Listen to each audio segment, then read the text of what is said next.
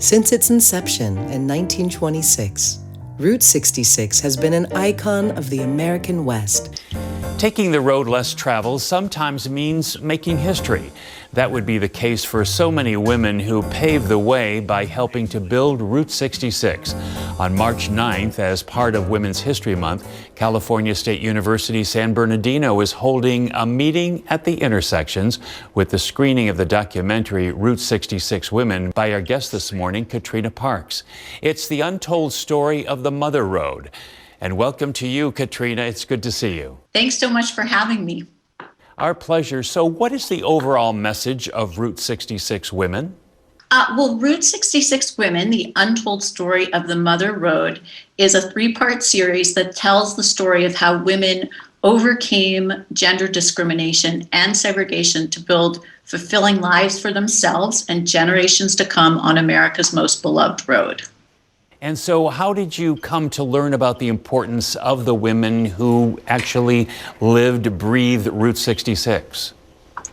Well, I had done a documentary called The Harvey Girls, Opportunity Bound, about one of the first female American labor forces. They were waitresses along the railroad.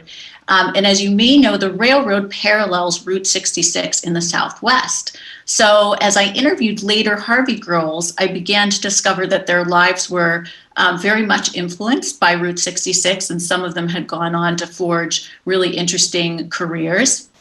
And so I began to do research, and I wondered, would there be ways in which women's lives were touched by the Mother Road beyond what you might expect? The, I guess, diner waitresses, the mom and pop businesses. And I really found a treasure trove of stories. There were archaeologists and incredibly creative women, entrepreneurs, politicians, all of whom helped shaped this road and changed history. And these were women that we probably never would have heard about, who contributed so much to the building of this iconic road. How did women of color get involved in Route 66? Well, it's interesting. I'm glad you asked that, because obviously during the years of segregation, the experience of travel on Route 66, which had many sundown towns, which meant that African Americans would have to leave at a certain time, and they faced incredible hostility. So travel was not the same experience for everyone. But there were some very amazing women African American entrepreneurs like Alberta Ellis in Springfield, Missouri, who understood the need that Black travelers faced on the Mother Road. And so she started a hotel that also, for example, included a beauty shop, a snack bar, a dance lounge. And that's just one example of the many entrepreneurs who sprang up to serve this clientele that would otherwise not be served. What surprised you the most about the women in general? Was there kind of a central theme? When I first started research, I wasn't thinking of, for example, the importance of Route 66 during World War II as a military corridor.